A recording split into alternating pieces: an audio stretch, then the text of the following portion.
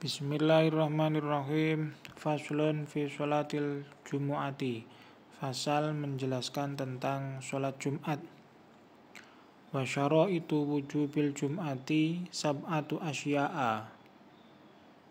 Ghairu munsharif asya'a. Al-islamu wal bulughu wal aqlu. Wa hadhihi syurutun aidan li ghairil jumu'ati minas sholawati.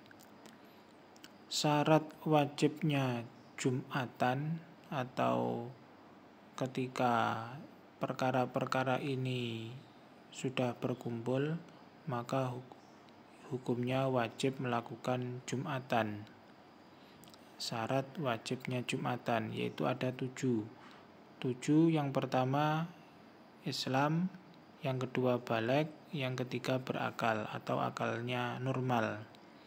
Dan ketiganya ini juga menjadi syarat untuk sholat selain Jumat, yaitu sholat maktubah yang lain.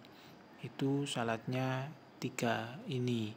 Terus untuk Jumat ada tambahan wal hurriyatu wal dzukuriyatu wasyihatu wal istitonu, yaitu dan syaratnya Jumat seterusnya adalah hurriyah, orang yang bersifat merdeka, maksudnya bukan hamba.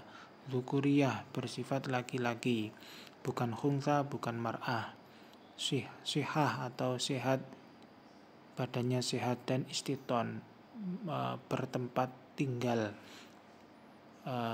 orang yang mempunyai tempat tinggal.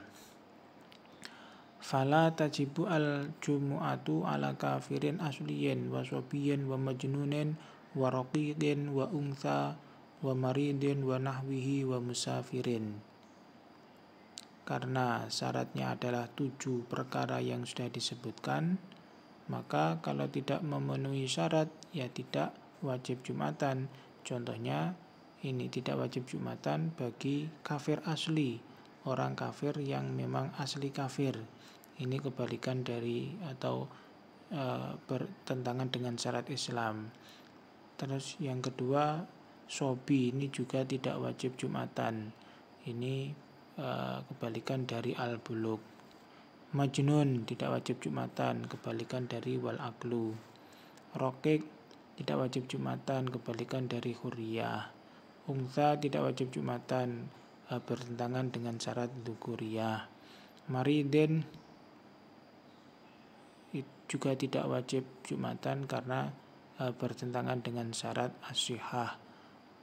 Musafirin, orang yang musafir juga tidak wajib Jumatan karena bertentangan dengan syarat istiton, bertempat tinggal. Itu adalah syarat wajibnya Jumatan. Wa syaraitu sihhati fi'liha thalathatun. Sedangkan syarat untuk sah melakukan Jumatan itu ada 3. Kalau 3 ini tidak terpenuhi, maka Jumatannya tidak sah.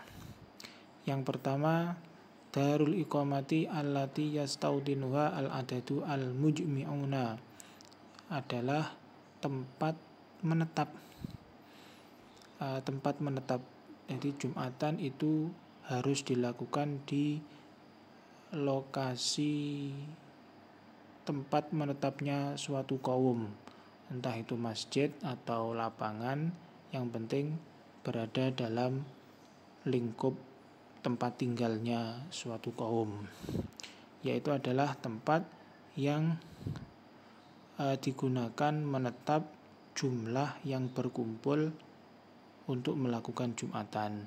Atau nanti di bawah itu syaratnya 40, berarti darul iqamah ini atau Jumatan itu dilakukan di lokasi yang tidak keluar dari tempat tinggalnya 40 orang itu. Kalau 40 orang ini misal berada di satu desa, berarti Jumatan harus dilakukan di dalam desa itu, tidak boleh dilakukan di luar desa. Nah, itu maksudnya darul iqamah allati yastautinuha al-adadu al-mujmi'una. Sawaun fi dzalika al-mudunu wal qura allati tuttakhadhu watonan. Baik darul iqamah tersebut itu disebut Madinah atau disebut Qaryah, yang penting adalah tempat yang digunakan tempat tinggal, tempat menetap. Wa abara al-musannifu an dzalika biqaulihi antakuna al-baladu misron kanat al-baladu au qaryatan. Dan keterangan ini, keterangan sawa'un fi dzalika al-mudun wal qura ini oleh Imam Musonab diibaratkan dengan diungkapkan dengan istilah antakuna al-baladu misron. Antakuna al-baladu misron. Diulangi lagi. Kanat al-baladu au qaryatan. Tarkibnya gimana itu? Antakuna yen to ana apa al-baladu iku misron.